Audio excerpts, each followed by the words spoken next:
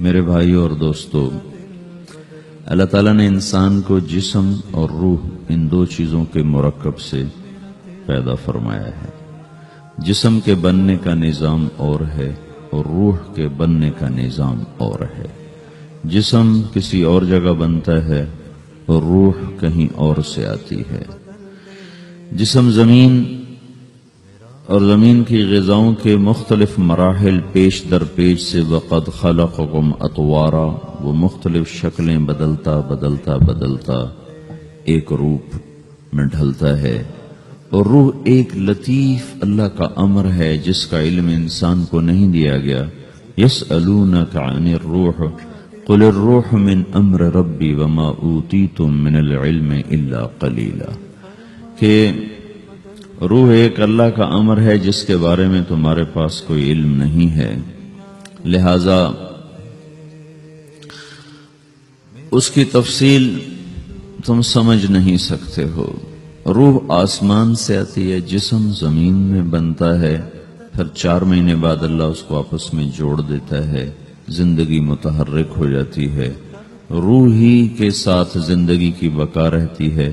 جب اللہ اس سے واپس نکال لیتا ہے تو سارے ٹائٹل ہٹ کر صرف ایک نام سب کو مل جاتا ہے، اور وہ میت کا ہوتا ہے۔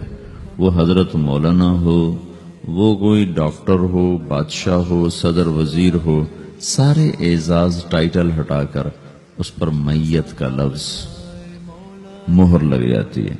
اس میں سے کیا نکلا ہے؟ ہر چیز تو موجود ہے، اب یہ بولتا کیوں نہیں، اٹھتا کیوں نہیں، چلتا کیوں نہیں؟ اس میں سے روح نکل گئی ہے۔ روح ہمارے جسم کی اصل ہے، اسے نکال دو تو جانوروں کو بھی پتا ہے کہ اب یہ بے جان چیز ہے۔ چیونٹیاں، کیڑے مکوڑے بھی اس کو کھانے لگ جائیں گے، جانور بھی کھانے لگ جائیں گے، زمین بھی اس کو گلانے لگ جائے گی، ہوائیں اس کو متغیر کرنے لگیں گی۔ روح انسان کے اندر ایک چلتا ہوا زندگی کا کارواں ہے۔ اسے جب اللہ واپس بلاتا ہے تو اللہ یتوفی الانفس حین موتها والتی لم تمت فی منامها۔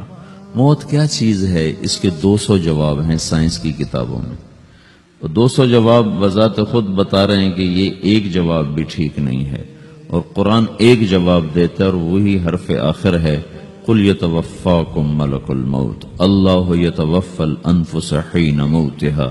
اللہ ہے جو تمہاری روحوں کو موت کے وقت کھینچ لیتا ہے، تمہارے جسم سے نکال لیتا ہے۔ تو میرے بھائیوں، موت کے وقت انسان 2 کیفیت میں ہوتا ہے۔ کچھ لوگوں کی روح ایسے نکل رہی ہوتی ہے کہ ان کے رگ رگ میں وہ پھنس رہی ہوتی ہے۔ وَلَوْ تَرَى اِذْ يَتَوَفَّى الَّذِينَ كَفَرُوا الْمَلَائِكَةُ يَضْرِبُونَ وُجُوهَهُمْ وَأَدْبَارَهُمْ۔ کاش تم دیکھ سکتے وہ منظر جب اللہ کے فرشتے نافرمانوں کی روح کو نکال رہے ہوتے ہیں تو ان کے منہ پہ بھی مارتے ہیں، ان کی کمر پر بھی مارتے ہیں۔ اور اخرجوا انفسکم اليوم، نکالو آج اپنی روحوں اور جانوں، اب تم بچ نہیں سکتے ہو۔ وہ پیچھے ہٹنا چاہتے ہیں، رب ارجعون، مجھے واپس کر دے تھوڑی دیر کے لیے، لعلی اعمل صالحا، اب میں پورا ٹھیک مسلمان بن کے چلوں گا۔ تو اس کے جواب میں ہوتا ہے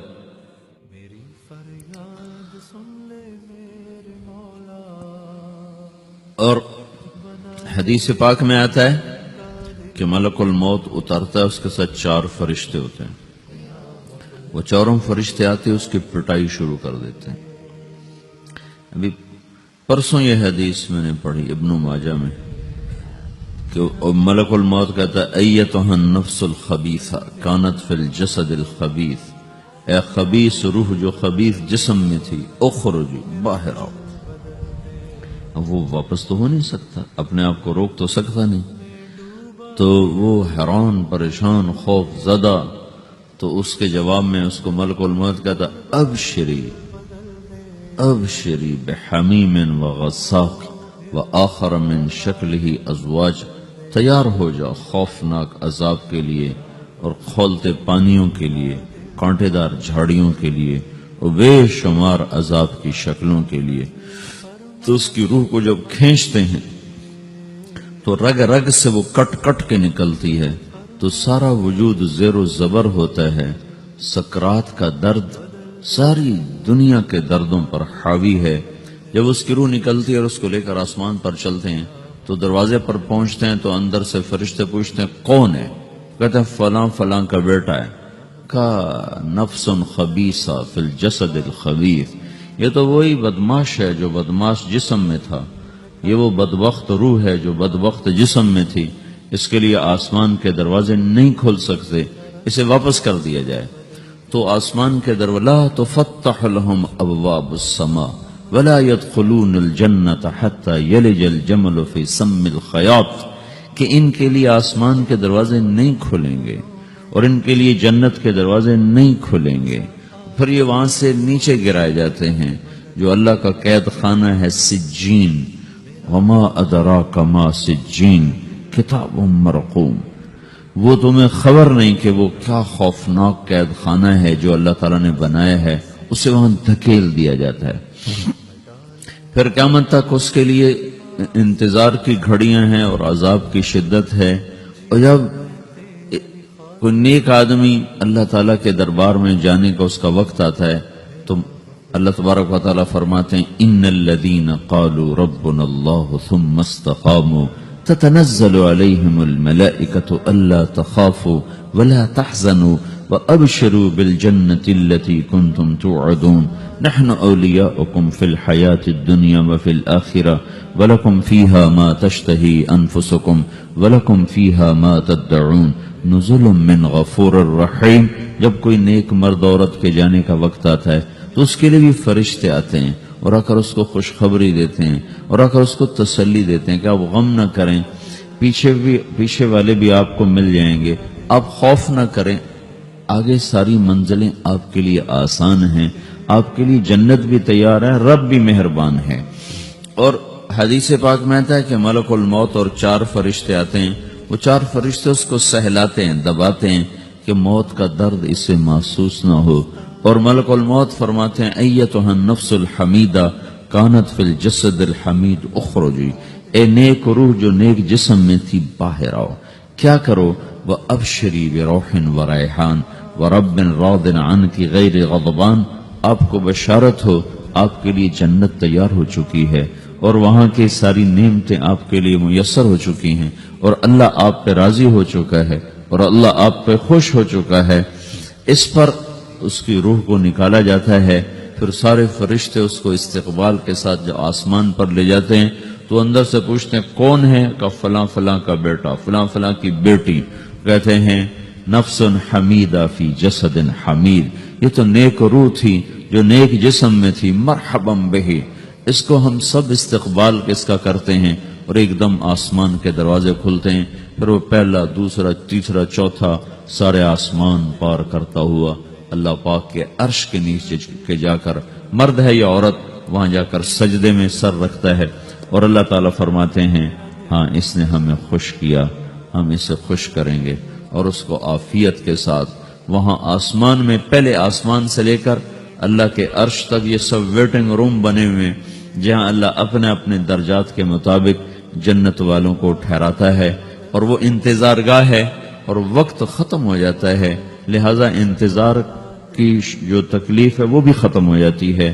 وقت ختم تو انتظار کا احساس ختم اور ٹائم کے گزرنے کا احساس ختم۔ تو جیسے اصحاب کہف کو اللہ نے غار میں داخل کر کے تو غار کے اندر سے وقت کو نکال کے باہر پھینک دیا، باہر 300 سال گزرے، اندر آدھا ہی دن گزرا تھا۔ وہ جب اٹھے ہیں تو وہ 25 برس کا نوجوان 325 سال کا ہو کے نہیں اٹھا، وہ 25 سال کی عمر میں اٹھا ہے، نہ ناخن بڑا ہے، نہ مونچھیں بڑی ہیں، نہ ان کی داڑیاں لمبی ہوئی ہیں، چونکہ تو زندہ تھے، مر نہیں گئے تھے، تو زندہ کے تو بال بھی بڑھتے ہیں، ناخن بھی بڑھتے ہیں، لیکن وہ اس طرح اٹھے کہ 300 برس گزر گئے اور 25 برس کا نوجوان 25 سال کی عمر میں اٹھا ہے، 20 برس کا 20 برس کی عمر میں اٹھا ہے، اور وہ کہنے لگے کم لبثنا، بھئی کتنا ٹھہرے ہیں؟ کہ یومن او بعض یومن، لگتا ہے کوئی دن آدھا دن ٹھہرے ہیں۔ وہ صحیح کہہ رہے تھے، باہر اللہ تعالیٰ نے وقت کی گھڑی کو چلائے رکھا اور اندر غار میں اس کو سوئچ آف کر دیا، نکال دیا، یہاں وقت کو داخل نہیں ہونے دیا، تو وقت کے گزرنے سے جو بھی اثرات مرتب ہوتے ہیں وہ ان پر مرتب نہیں ہوئے، تو وہ آدھے ہی دن کے بعد اٹھے ہیں، باہر 300 سال، اندر آدھا دن. یہی کچھ اللہ تبارک و تعالی برزخ میں کر دیتا ہے، وقت کو ختم کر دیتا ہے، گزرنے کا احساس نہیں ہوتا ہے. تو اس طرح میرے عزیزو، یہ دو موتیں ہر انسان دیکھتا ہے. جب وہ جنت کے فرشتوں کا استقبال دیکھتا ہے یا جہنم کے فرشتوں کی مار اور پٹائی کو سہتا ہے. رابعہ بصری رحمت اللہ علیہ کا انتقال ہونے لگا تو انہوں نے رات کو فوت ہوئی تو انہوں نے اپنی خادمہ کو بلا کے فرمایا کہ کسی کو بتانا نہیں، جب میں مر جاؤں تو پڑوس میں 2-4 کو بلا کر نا میرا جنازہ پڑھوا دینا، اور جس کرتے میں تہجد پڑھتی تھی وہی میرا کفن بنا دینا، اور صبح بے شک لوگوں کو بتا دینا میرے مرنے کے بعد میری میت کو رکھنا نہیں، فوراً دبا دینا. جب ان کا انتقال ہوا تو انہوں نے پڑوس کے 2-4-10-20 آدمی بلائے اور ان کی تدفین تجہیز سب کچھ ہو گئی. صبح شور مچا کہ وہ رابعہ بصری کا انتقال ہو گیا. تو اگلے دن وہ خواب میں اس خادمہ کو ملی اور کہا بیٹی تیری بڑی مہربانی، تو نے میری وصیت کے مطابق عمل کیا. اس نے دیکھا کہ انہوں نے ایک خوبصورت سبز لباس پہنا ہوا ہے. تو وہ فرمانے لگی، انہوں نے سوال کیا کہ آپ کے ساتھ قبر میں کیا ہوا؟ تو وہ کہنے لگی کہ میرے پاس منکر نکیر آئے تھے اور مجھ سے کہنے لگے من رب کی، تیرا رب کون ہے؟ تو میں نے کہا سبحان اللہ، 40 برس جس کو میں نہ بھولا سکی اس کو 4 ہاتھ زمین میں آ کے میں بھول جاؤں گی. ان کا 42 برس کی عمر میں انتقال ہوا تھا. تو وہ کہنے لگے سبحان اللہ، جس کو میں 40 برس نہ بھولا سکی میں اسے 4 ہاتھ زمین کے اندر آ کے بھول جاؤں گی. تو منکر نکیر کہنے لگے اس کا کیا حساب لینا؟ پھر انہوں نے پوچھا کہ وہ آپ کا وہ کرتا کہاں گیا تہجد والا جس میں آپ کو کفن دیا تھا؟ کہا وہ اللہ نے مجھ سے لے لیا ہے اور میرے اعمال کے خزانے میں رکھ دیا ہے. قیامت کا دن میرا وہ کرتا بھی میرے ترازو میں تولا جائے گا اور مجھے یہ لباس پہنایا ہے جو جنت کا لباس ہے. یہ بھی ایک موت ہے. اس طرح بھی لوگ مرتے ہیں. اور دوسری بھی ایک موت ہے، ہمارے علاقے کی بتا رہا ہوں، اپنے علاقے کی. ایک ذمہ دار مر گیا، اس کی قبر کھودی، ساری بچھوؤں سے بھری ہوئی، ایسے جیسے چیونٹیاں پھر رہی ہوتی. تو انہوں نے وہ بند کر کے دوسری کھودی، ساری بچھوؤں سے بھری ہوئی. پھر وہ بند کر کے تیسری کھودی، ساری بچھوؤں سے بھری ہوئی. قبرستان میں اتنے بچھو کہاں سے آ گئے؟ یہ زمین کے بچھو نہیں ہے، یہ آخرت کی بلائیں ہیں جس کے ساتھ اب اس سے قیامت تک رہنا ہے اور گزارا کرنا ہے. تو یہ 2 طرح کی موتیں روزانہ لوگ مرتے ہیں، روزانہ لوگ مرتے ہیں. جب نماز کا وقت ہوتا ہے ملک الموت ساری دنیا کا چکر لگاتا ہے اور دیکھتا ہے کون پڑھ رہا ہے کون نہیں پڑھ رہا، کون پڑھ رہا ہے کون نہیں پڑھ رہا. جو نماز کی پابندی کرتا ہے اس کی موت آسانی سے ہوتی، جو نماز میں غفلت کرتا ہے اس کے ساتھ موت کے وقت شدت اور سختی اختیار کی جاتی. تو بھائیو، یہ ایک جسم ہے، ایک روح ہے. روح باقی رہنے والی چیز ہے، جسم مٹ جاتا ہے، پھر اللہ سے قیامت کے دن نیا جسم عطا فرمائے گا، ایک نیا جسم دیا جائے گا. روح وہی ہے جو اللہ کے خزانوں میں جمع ہو جاتی ہے. نافرمان کی سیاہ کالی روح ہوتی ہے، فرما بردار کی روشن چمکدار روح ہوتی ہے. تو اللہ نے کچھ تقاضے جسم کے رکھے ہیں اور کچھ روح کے رکھے ہیں. جسم کے تقاضے پورے نہ کرو تو یہ پریشان ہو جاتا ہے، روح کے تقاضے پورے نہ کرو تو یہ پریشان ہو جاتی.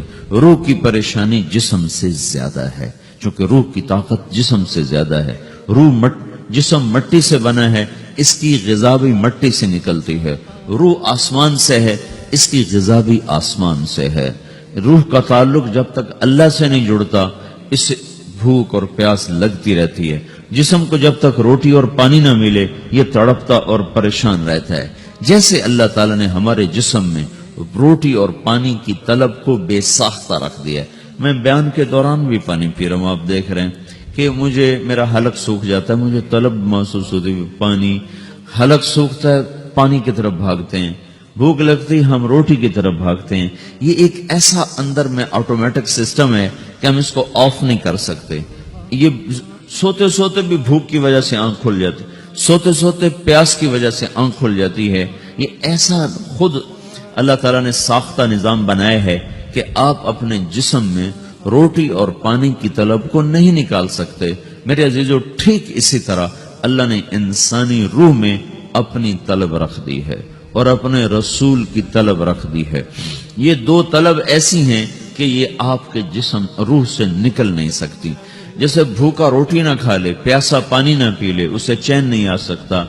وہ روح جو اللہ اور اس کے رسول سے نہ آشنا ہے، جب تک وہ وہاں تک پہنچ نہیں جاتی اسے چین نہیں آ سکتا، اس کا اندر پریشان رہے گا.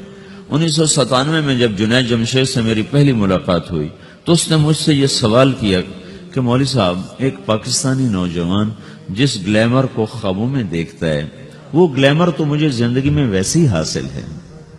میرے چاروں طرف زندگی کا رقص ہے اور میری زندگی کی ہر خواہش، ہر تمنا پوری ہے.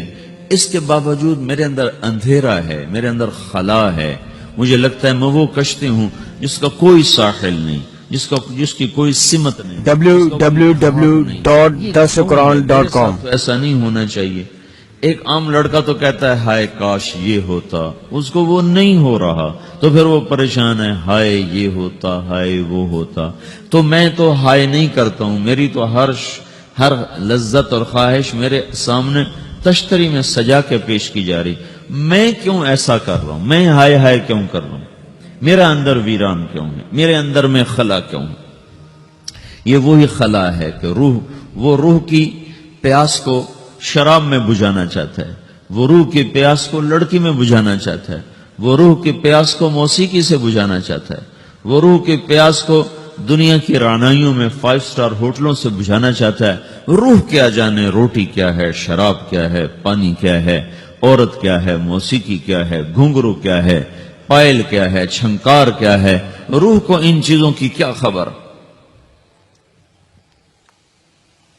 امریکہ میں ہماری ایک جماعت تھی تو 4 لڑکے 2 لڑکیاں، 4 لڑکیاں 2 لڑکے مسلمان ہیں.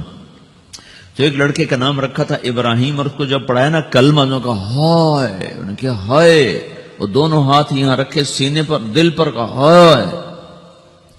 تو ہمارے ساتھی ہیں ڈاکٹر اختر، وہ کہنے لگے کیا ہوا کیا ہوا؟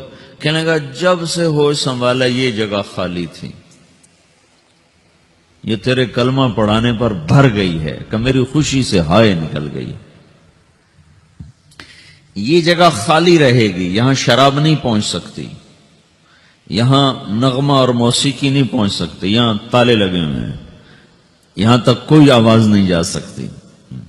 دل کے تاروں پر ایک ہی نغمہ چڑھ سکتا ہے اور وہ اللہ کی یاد کا ہے اور اللہ کی محبت کا ہے اور اللہ کے رسول کی محبت کا ہے. باقی کوئی مزراب ایسا نہیں جو ان تاروں کو چھیڑ سکے. باقی کوئی چیز، آواز ایسی نہیں جو دل کی دنیا پر جا کر دستک دے سکے. یہاں بند دروازے ہیں، یہاں صرف اللہ پہنچے گا، اللہ کے رسول کا تعلق پہنچے گا، باقی کوئی چیز یہاں نہیں جا سکتی.